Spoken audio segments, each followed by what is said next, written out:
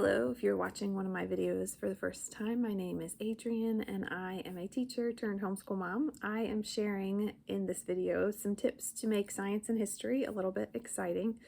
We are in the month of May, so things are getting challenging probably because everyone, including you, may be having some spring fever. So for science, it's super easy to incorporate life cycles into your homeschool learning. It's kind of all around you. The insects are going through their life cycles. It's very apparent the birds are. You might even be able to find a bird's nest with eggs in it. You could even do plant life cycles, especially if you do any kind of gardening, planting seeds. Your kids will be able to see that in action. It's the greatest way to learn.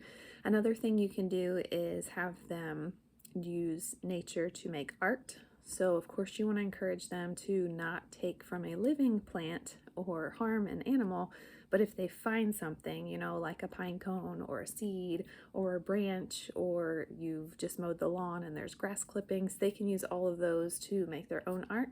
And whether you want to give them like paper to glue it on and make it permanent, or if you just want them to kind of decorate your sidewalk and make a little scene, they can be creative with whatever they find outside. Another thing you can do, in one of my videos I had mentioned making like a little cloud catcher thing. You can learn about the different types of clouds. They could paint the clouds. They could make crafts outside with clouds. It's always fun to do crafts outside because then cleanup isn't as stressful because they're outside. Maybe using cotton balls and making clouds, or just learning about the types and identifying them. You could lay on the ground and just, depending on the age of your kids, look up at the clouds and describe what you see. Maybe you look for animals or people or characters that you've read about. They could also do scavenger hunts outside for science, insect scavenger hunts, or whatever it happens to be that you're learning about at that time. If you live near lots of different plants, they could look for different types of leaves if you've studied like the different kinds of leaves or different kinds of plants, different kinds of flowers. You could even do colors, scavenger hunt if you have real little kids. You could even do like a low-key science fair if you wanted to set that up either inside or outside where they have some kind of experiment. If it's really messy experiment, outside is always better. Then they could do their experiment outside and come up with their conclusion, and they could present it to the family or maybe a group of friends.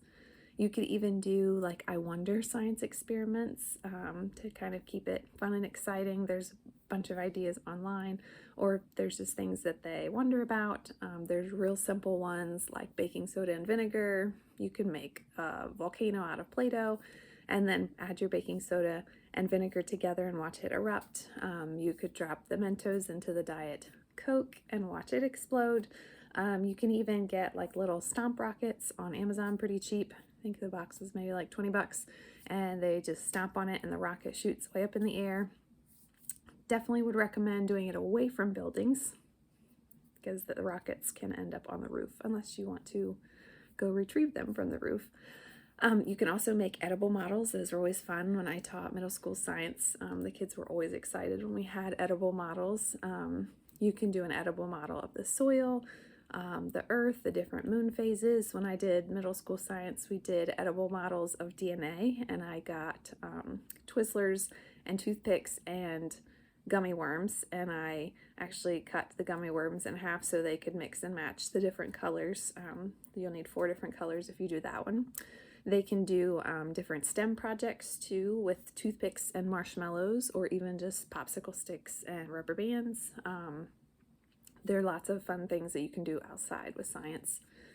You can also talk to them about photography. Maybe if you have the resources for that, kind of get them into photography and taking photographs of outside nature, bugs if they can catch them, and teaching them how to use a camera, how to develop film if you have the capabilities of that. Maybe you just want to watch a video about it, or maybe you know a photographer that could do like a little demonstration for your kids or a group of families. That would be super fun.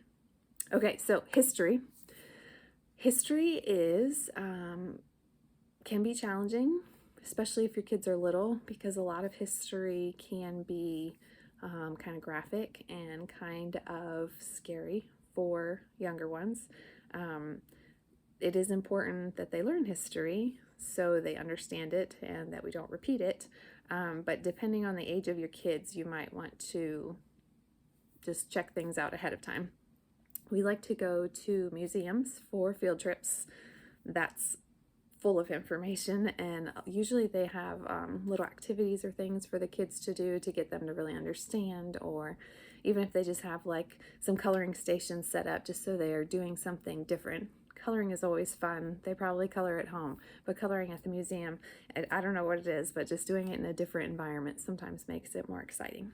As far as geography, you could make passports and travel to other countries, exploring their culture and their food and their way of life. That one's going to take a little bit of prep on your part to organize all of that and make sure you have the ingredients for the different kinds of foods. Maybe previewing some videos so you can watch to see the different cultures and things. I recommend the older versions of the American Girl doll books, and you can study the time period. My girls are really into American Girl dolls, but unfortunately their company has kind of shifted to supporting things that my family does not support, so we no longer support the company. But I do really like the older books, so you can go to that time period and learn about what they're going through and all of that. It's very interesting. You can also read historical literature outside. You can learn about a war and then have your kids or friends reenact it in your backyard. That's always a fun one. You could even make a timeline of important dates in your family, so to give them like an idea of what a timeline is and what its purpose is. You could even tie that into like the Bible and do a timeline of major Bible events. Just to see things in chronological order sometimes is very helpful.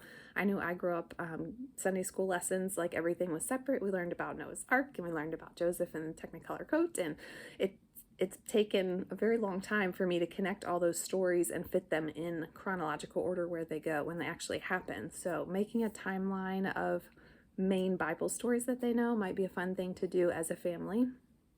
So those were the ideas I had for making history and science a little bit more exciting. If you have some ideas of your own, please drop them in the comments so we can all learn together.